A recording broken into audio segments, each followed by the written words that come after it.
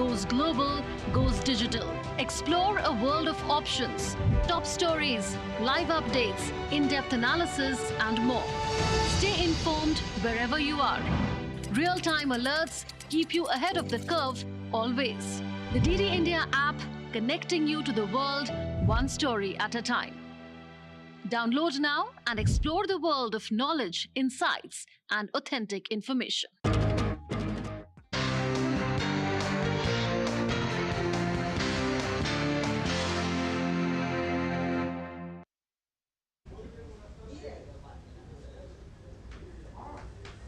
Hello and welcome to Express News with me, Deepika, your daily half-an-hour window that brings you all the latest news and updates in 30 minutes. Let's begin. India's President Draupadi Murmu visited Badrinath Temple, a holy shrine in the Indian state of Uttarakhand. India's President Draupadi Murmu graced and addressed the 11th convocation of Hemwati Nandan Bahuguna Garhwal University in the Indian state of Uttarakhand.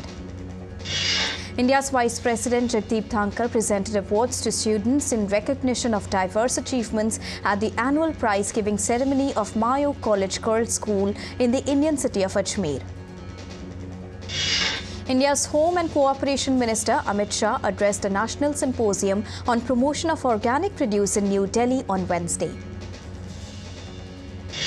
The minister's speech slated the significance of organic farming and healthy living as part of a broader commitment to environmental sustainability. India's Home Minister highlighted that India is becoming Atmanirbhar in agricultural production. He further said that to increase production, excessive use of fertilizer and pesticides should be reduced. The minister also launched National Cooperative Organics Limited, its logo, website and brochure. It is a multi-state cooperative society that helps the farmers to promote organic farming and products in the country. India's Foreign Minister Dr. S. Jaishankar and his Malaysian counterpart Zambri Abdul Qadir co-chaired the 6th India-Malaysia Joint Commission meeting in New Delhi on Tuesday. The Joint Commission meeting reviewed the progress on security, trade and finance sectors as well as maritime cooperation. Both the sides discussed other regional and multilateral issues. Addressing the 4th Steel Conference of the Indian Steel Association, Industry Minister Piyush Goyal said that India will not accept any unwanted tax or levy on steel and aluminium.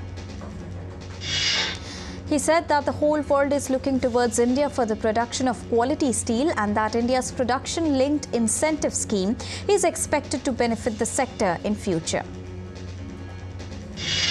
India and the US will hold a 2+2 ministerial dialogue on the 9th and 10th of November in the national capital. US Defense Minister Lloyd Austin and Foreign Minister Antony Blinken will meet India's Foreign Minister Subramaniam Jaishankar and Defense Minister Rajnath Singh. A focus of the talk will also encompass critical issues including strengthening defense collaboration, exploring emerging technologies. Leaders are also expected to discuss global and regional security issues, including the developing situation in West Asia. India's anti-corruption body has ordered a probe by the Central Bureau of Investigation against Trinamool Congress lawmaker Mahua Moitra in the alleged cash for query case. Indian Minister V. Muralidharan is in Tokyo, where he held a meeting with State Minister for Foreign Affairs Iwao Hori. They discussed strengthening India-Japan special strategic and global partnership. The minister also held talks with leaders of Japanese business and representatives of India-Japan Association in Tokyo. During the meeting, he highlighted various measures taken by the government to improve the overall investment climate in India. ISRO's first solar mission Aditya L1 has achieved its first success. The X-ray spectrometer HEL-1OS attached to the spacecraft has captured the first high-energy X-ray glimpse of solar flares. India's National Investigation Agency on Wednesday carried out raids across 8 states and 2 union territories in connection with certain human trafficking cases. India on Tuesday successfully test-fired a short-range ballistic missile named Pralay off the coast of the state of Odisha. The missile has been developed by the Defence Research and Development Organisation for deployment along the line of actual control and line of control. Jammu and Kashmir's Police's Special Investigation Agency on Wednesday raided multiple locations in the Union Territory.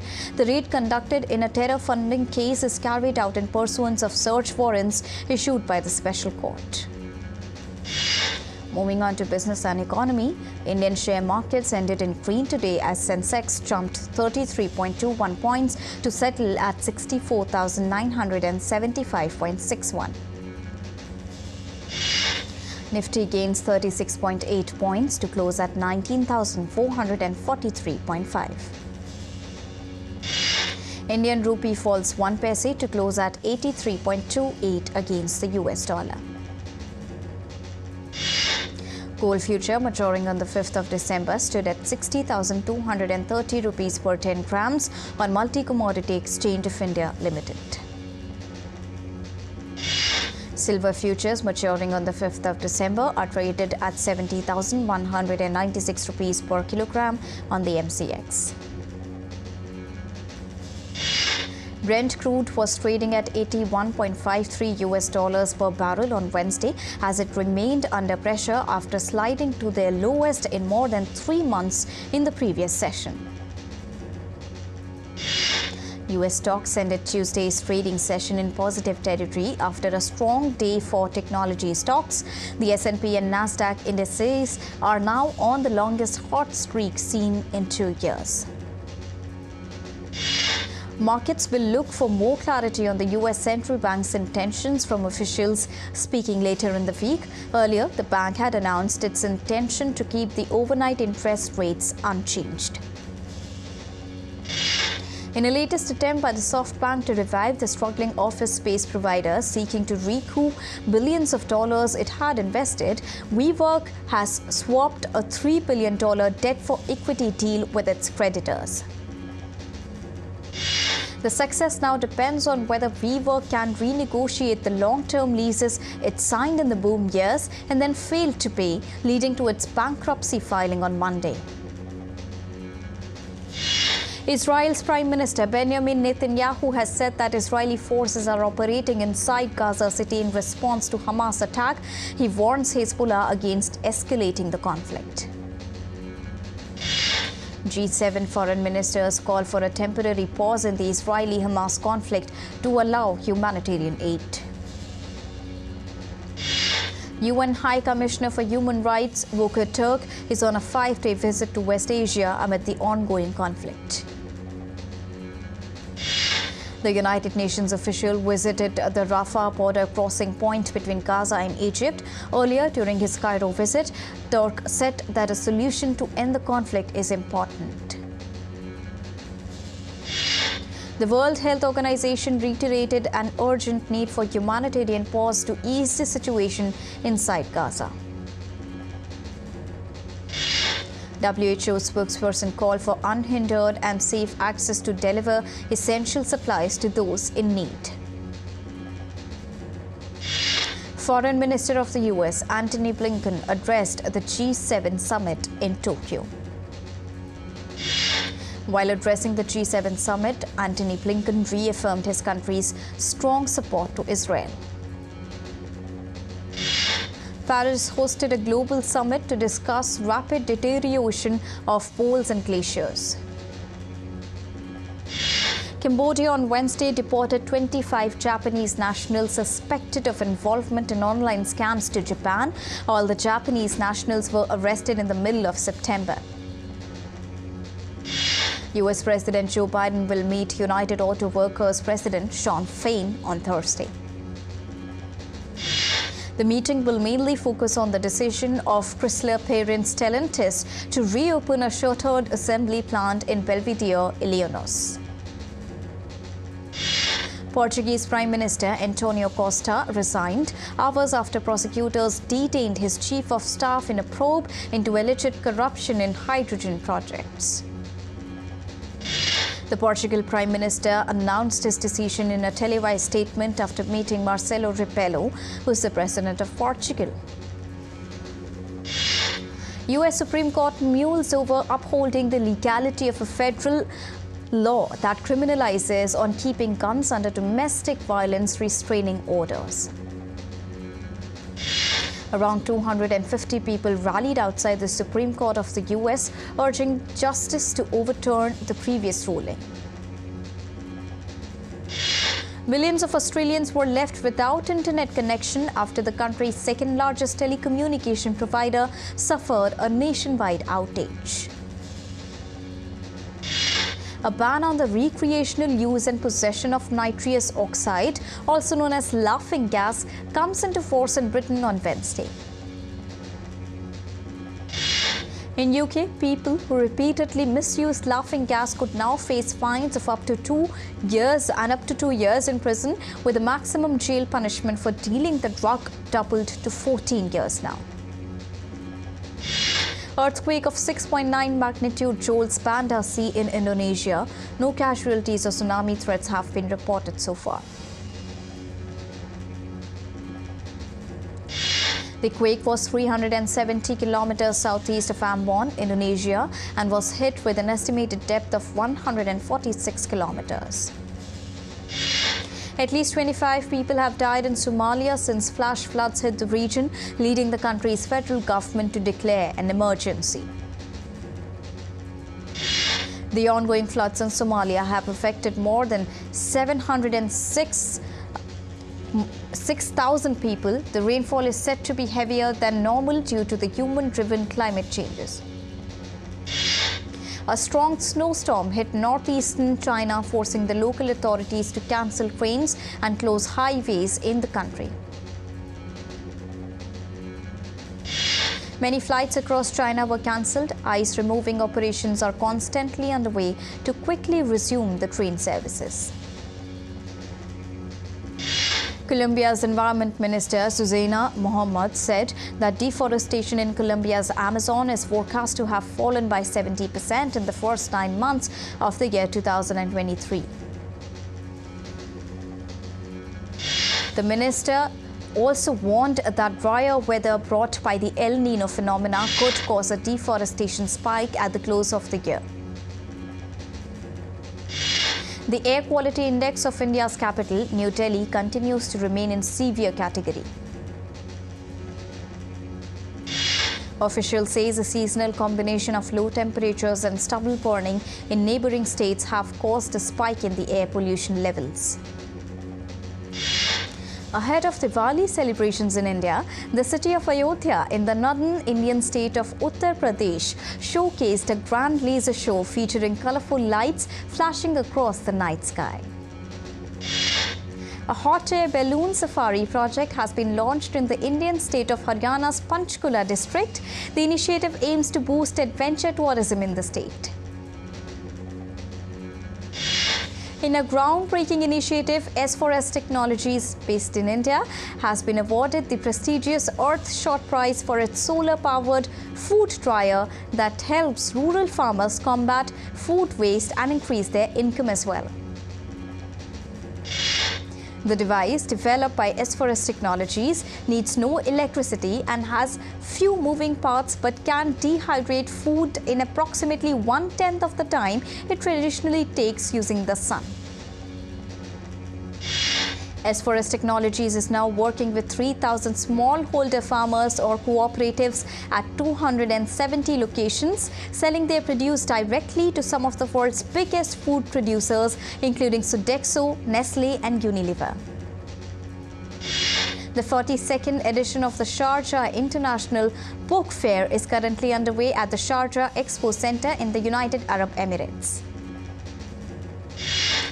The 12-day book fair features an impressive participation of 2,033 publishers representing 109 countries. The Indian pavilion this year consists of 47 publishers in its delegation.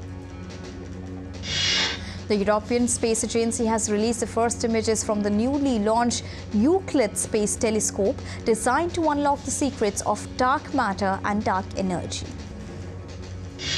The ESA or the European Space Agency that leads the 6-year mission with NASA as a partner, said the images were the sharpest of their kind, showcasing the telescope's ability to monitor billions of galaxies of up to 10 billion light-years away. Crowds gathered in Washington to bid farewell to the National Zoo's 3 beloved giant pandas who are due to return to China. Several visitors jostled for a final selfie with the pandas. A portrait of English playwright William Shakespeare was sent into space and returned back to Earth on a weather balloon as part of celebrations marking the 400th anniversary of the first printed edition of his collected plays. The stunt was part of a series of short films made by filmmaker Jack Jubers addressing contemporary themes using 6 of Shakespeare's speeches as well as poems. The IMOCA 60s fleet, a development-class monohull yacht, finally set sail on the 7th of November to start their Transat Jacques Weber 2023, a yachting race that follows the historic coffee trading route between France and Brazil. The IMOCA fleet set sail 10 days after they were scheduled to depart on the 29th of October as they were forced to wait out the storm in the French port city of Le Havre. A design competition called Canstruction hopes to feed over 1 million hungry New Yorkers in a creative way this Thanksgiving season, challenging designers, architects and engineers to build giant sculptures out of unopened cans of food. 28 teams transformed 45,000 cans of tuna and salmon into enormous masterpieces like a Ninja Turtle, Winnie the Pooh and giraffes for Canstruction. The largest vivid blue diamond ever put up for an auction has been sold for a staggering $43.8 million at Christie's sale of rare jewels in Switzerland's Geneva on the 7th of November. The vivid blue diamond, known as Blue Royal, is set in a ring at 17.6 carats. The diamond had an estimated value of up to $50 million prior to the sale. In a separate sale, Christie's also sold a Rolex wristwatch worn by late American actor Marlon Brando in the 1979 movie called Apocalypse Now for about $4.99 million. Brando had engraved his signature on the back of the Rolex to avoid having it swapped accidentally during the shooting. The advance booking for Indian film Tiger 3 starring Salman Khan and Katrina Kaif, which is set to release on the 12th of November, has surpassed 8 crore rupees. More than 2.8 lakh tickets have been sold so far. Highly anticipated Hindi drama film Joram starring Manoj Bajpayee and Mohammad Zishan Ayub is set to hit the theatres on the 8th of December this year. Indian actor Kareena Kapoor Khan shared a glimpse of her first look from upcoming film Singham Again. The film also stars Akshay, Ranveer, Ajay Devgan, Deepika Padukone and Tiger Shroff in the lead roles. American director David Fincher's latest action thriller called The Killer, starring Michael Fassbender, will release on the 10th of November on Netflix after a limited theatrical run from the 27th of October. Kyoto-based gaming company Nintendo is set to develop a live-action film of long-running franchisee The Legend of Zelda in its latest push beyond its core gaming business. The Zelda film will be produced by Super Mario creator Shigeru Miyamoto and Avi Arad, the veteran producer of movies such as Spider-Man Into the Spider-Verse. Hollywood action star and politician Arnold Schwarzenegger has been honored by the Holocaust Museum with an award of courage for his work advocating against anti-Semitism and bigotry. 76-year-old music legend Elton John is set to release fresh tunes in collaboration with his longtime creative partner Bernie Taupin. The English singer revealed that the duo had just finished a new album. Prince William and other celebrities descended the green carpet at the Earthshot Prize Awards in Singapore. The ceremony was hosted by Emmy Awards Hannah Waddingham and Sterling K. Brown. In preparation for the releases of Netflix royal drama The Crown Season 6, Elizabeth Debicki, who plays Princess Diana, shared her challenges in recreating her tragic death for the show. Glenn Maxwell stupefied the cricket world with his madness on Tuesday night at the Wankhede, stamping authority to send Australia to a semi-finals with his double ton against Team Afghanistan. Maxwell created multiple records. He also became Australia's first ever ODI double centurion. His remarkable performance also marked the highest individual score in an ODI run chase. Australia captain Pat Cummins said he witnessed the greatest innings in 50-over cricket on Tuesday after his compatriot Glenn Maxwell's unbeaten knock of 201 secured a miraculous World Cup victory against Afghanistan. Afghanistan's coach Jonathan Trott ruled the dropped chances of Glenn Maxwell in the side's heartbreaking 3-wicket defeat to Australia. Trott admitted that Glenn played an incredible knock but felt the dropped chance freed him up further. New Zealand will take on Sri Lanka at the M. Chinnaswamy Stadium in their last match in the hunt to seal the last semi-final spot now. Indian opener Shubman Gill has become the world's top-ranked batsman in the ICC ODI rankings, replacing Pakistani skipper Babar Azam.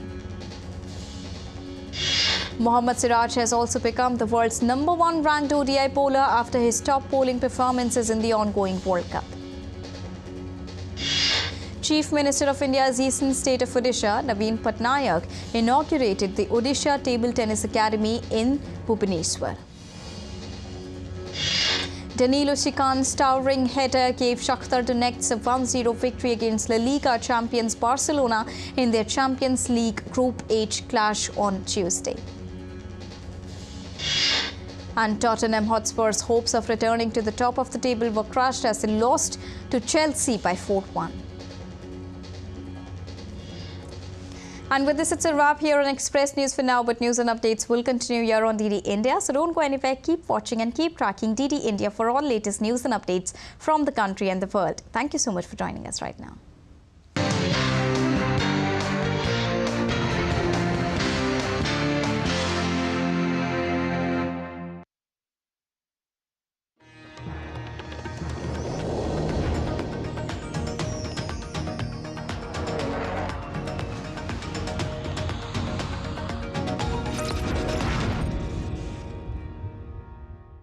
In a world that never stops, where information shapes our reality.